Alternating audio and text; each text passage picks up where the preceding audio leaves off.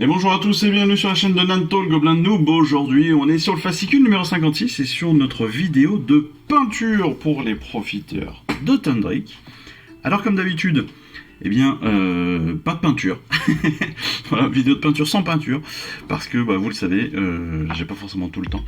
Et puis je vous ai présenté la dernière fois ma Pile of Potential, le site sur lequel j'ai tout, et vous avez vu, en tout cas vous avez entendu le nombre de figurines qui me reste à peindre et donc le retard que j'ai malgré l'avancée que j'ai pu faire sur la collection, sur l'ensemble de mes figurines, parce qu'en un an et demi c'est près de 200 figurines ou de décors que j'ai pu peindre et je suis déjà très content de ce que j'ai fait. Mais bon, pour en revenir à nos profiteurs de Thundrick, donc dans cette bande Underworld on a 5 figurines. Évidemment, on va utiliser les mêmes techniques parce que ce sont des caradrons. Les caradrons ont un style assez simple, on va dire. Donc après, à vous, encore une fois, de vous adapter. Si vous n'aimez pas forcément le schéma de couleur, vous pouvez toujours vous adapter par rapport à ce qu'il vous propose. D'accord ? Ça, c'est important. Donc, en termes de sous-couches, il nous propose différentes techniques. Pourquoi ? Parce que quand on regarde nos personnages, ils sont pas tous exactement identiques. Je m'explique.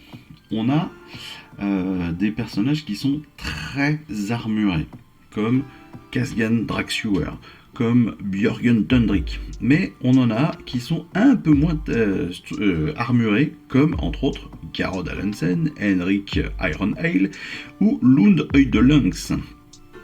Et c'est pour ça qu'il nous propose de faire 3 sous-couches différentes. Pour le premier, pour notre Argonaute, Stratogore, je sais pas quoi, je sais même plus comment ça s'appelle, Stratogard, pardon, on nous propose de le faire en Runelord Brass, donc sur une partie un peu plus bronze. Lead Belcher plutôt pour le lance-flamme, et puis pour les 3 autres, on est plus sur du tissu en fait, et un petit peu moins d'armure. Ceci étant, une fois qu'on a fait ces sous-couches, on va passer justement aux détails d'armure. Et entre autres pour les 3 personnages qu'on a sous-couchés en Baraknar Burgundy. Et c'est là où je vous dis, techniquement, si vous voulez avoir un autre schéma de couleur, vous avez tout à fait possibilité de le faire. Donc, pour ces 3 personnages-là, on va passer en Lead Belcher, en fait, les semelles. On va passer bien sûr les casques, les armes, l'équipement aussi, potentiellement du sac à dos. Voilà, vous allez pouvoir être un petit peu comme ça inventif aussi, et puis voir surtout quels sont les morceaux de votre figurine que vous allez vouloir en Lead Belcher. Eux reviennent après sur la partie, sur les parties entre les armures. Sur la partie entre les armures, vous allez pouvoir, vous avez vu que vous avez des parties qui sont nervurées, un petit peu comme si c'était des, je dirais le centre d'un accordéon, vous voyez à peu près pour la texture, pour la forme que ça peut avoir, là, ces parties comme ça, nervurées. Il vous propose de les faire en Incubi Darkness, ce qui est assez sympa parce que ça colle très très bien avec le Lead Belcher et le Runelord Brass. Pareil pour les armures, en fonction, vous allez laisser certaines parties en Runelord et vous allez pouvoir en faire passer d'autres en Lead Belcher et inversement. Ça c'est vraiment en fonction de comment est-ce que vous voyez votre schéma, mais vous voyez que eux proposent donc d'avoir des éléments en Runelord, des éléments en Lead Belcher, et ce qui va faire derrière une certaine unité aussi malgré tout d'armure et de puissance, je dirais, de force à ces armures. Les chaussures, en Abaddon Black, en Catachan Flèche, voilà, vous allez pouvoir faire un petit peu ce que vous voudrez, et puis les cordages, des choses comme ça, de façon assez classique, tout ce qui est épaulière, enfin toutes les lanières pour pouvoir porter les sacs à dos et autres. Après, vous allez travailler sur les gants, sur les tuyaux, sur toutes ces choses-là. Donc là, on va être sur du plus petit détail, donc attention aussi à vos pinceaux, attention à vos mouvements, mais voilà, sachez que donc là, il nous propose la Abaddon Black, le Baraknar Burgundy, le Wrathbone, pour mettre en avant des parties que derrière on va qu'on va aussi ombrer pour avoir un peu plus de détails dessus. Vous voyez ce que je vous disais avec le catage à flèche, donc sur les cordages, sur toutes les lanières hein, pour porter les sacs à dos. On va aussi pouvoir mettre quelques éléments de façon un peu plus dorée pour les faire ressortir, et donc en particulier eh bien, les symboles de visage sur les ceintures. Voilà, les yeux.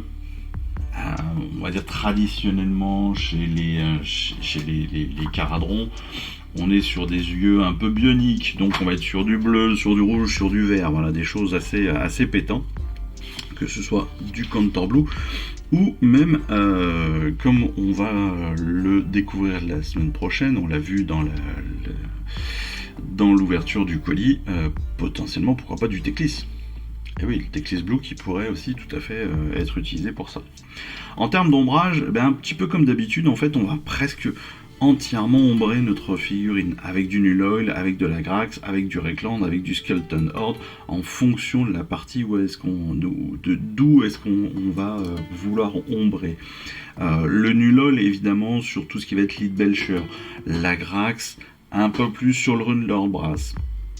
Le Rekland, bien sûr, sur la partie dorée, donc sur j'ai perdu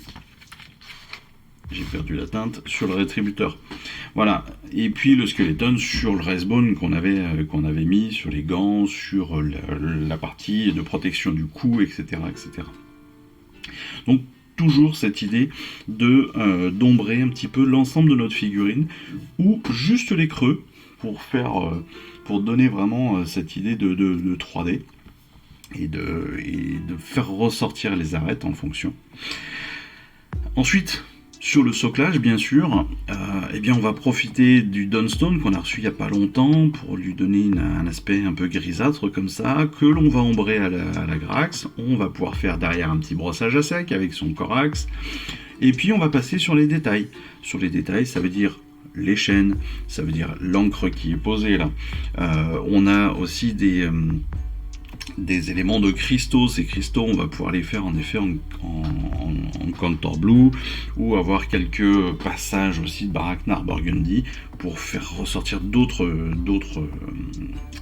cristaux légèrement différents des autres. Si vous avez d'autres peintures, et entre autres, je pense à des contrastes. Ça peut être aussi l'occasion de s'amuser avec ces couleurs un petit peu plus pétantes, en repassant avant de les peindre, en repassant en blanc, en fait, ces éléments-là, donc de cristaux. Ça va les rendre très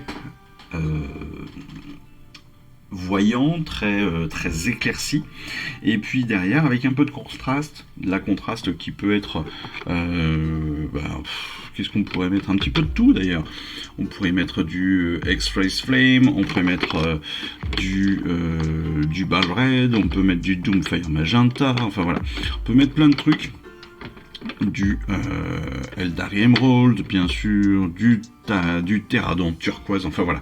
L'idée, c'est qu'on peut jouer comme ça aussi sur les couleurs, des couleurs un petit peu plus vives que celles auxquelles on aurait pu penser, en tout cas celles qu'ils nous proposent là, pour justement faire ressortir ces cristaux différemment et de façon un petit peu plus voyante que ce que l'on a là. Et puis après, ils nous proposent encore une fois de continuer à ombrer avec donc du Null Oil. Mais voilà, tout dépend vraiment, je pense là, entre autres pour les cristaux, tout dépend comment est-ce que vous avez fait vos cristaux. Si vous êtes resté sur leur schéma, le Null Oil sera parfait parce qu'il va redonner une teinte un peu plus sombre encore. Si vous êtes parti sur des couleurs beaucoup plus claires avec des contrastes, le Null Oil n'est pas forcément une bonne idée, surtout que la contraste va être déjà sur le principe ombré naturellement. Par contre, sur l'encre, vous allez pouvoir bien sûr réombrer au Null Oil.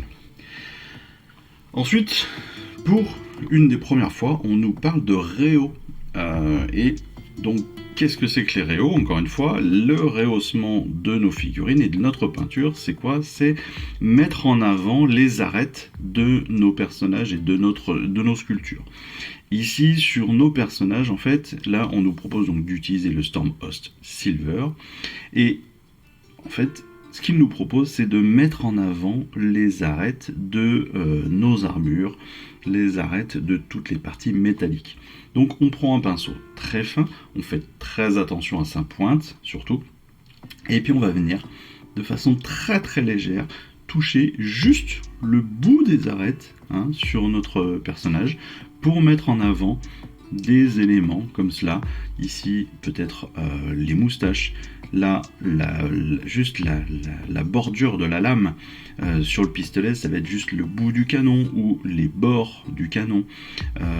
Sur les armures, ça va être les arêtes au niveau du casque peut-être, ou sur les épaulières. Ici sur le ballon, on va prendre avec le Stambost, on va pouvoir passer là juste sur la fin des ailettes, sur les détails aussi. Voilà, c'est ça le réo, et c'est ça qui va permettre en fait de faire encore plus ressortir les choses et de donner un aspect vraiment vivant aux choses, parce que on va avoir différentes teintes et donc on va multiplier. C'est l'idée de la peinture sur figurine, c'est de multiplier en fait le nombre de couches de peinture qui vont venir comme ça les unes sur les autres, qui vont donner du contraste, qui vont donner de la profondeur, qui vont donner de l'éclat à nos figurines, ou de l'inverse, de l'éclat, justement, un petit peu plus de sombre à notre figurine pour lui donner vraiment de la profondeur. Et c'est tout ça qui est intéressant. Comme d'habitude, on a notre galerie de portraits, je dirais, galerie de portraits qui nous permet de voir un petit peu ce qu'ils nous proposent, eux, comme peinture. Je sais que beaucoup l'utilisent comme référence. Ça peut être aussi un très bon moyen de vérifier, de le prendre en référence, même si vous n'avez pas le même schéma de couleur. Ne serait-ce que pour vérifier que les zones que vous avez, vous, choisi de peindre en telle ou telle couleur sont des zones assez cohérentes par rapport à ce qu'eux, ils ont fait. Voilà. En tout cas, cette petite vidéo de peinture, comme d'habitude, est terminée sur cette galerie de portraits. J'espère qu'elle vous aura plu, j'espère qu'elle vous aura amené quelques informations supplémentaires, comme d'habitude. Et puis, moi, il ne me reste plus qu'à vous souhaiter une excellente fin d'après-midi, de vous dire que je vous embrasse, je vous dis à très vite, et puis qu'on se retrouve très bientôt pour notre vidéo de règles de la semaine. Allez, à très vite. Ciao, bye bye.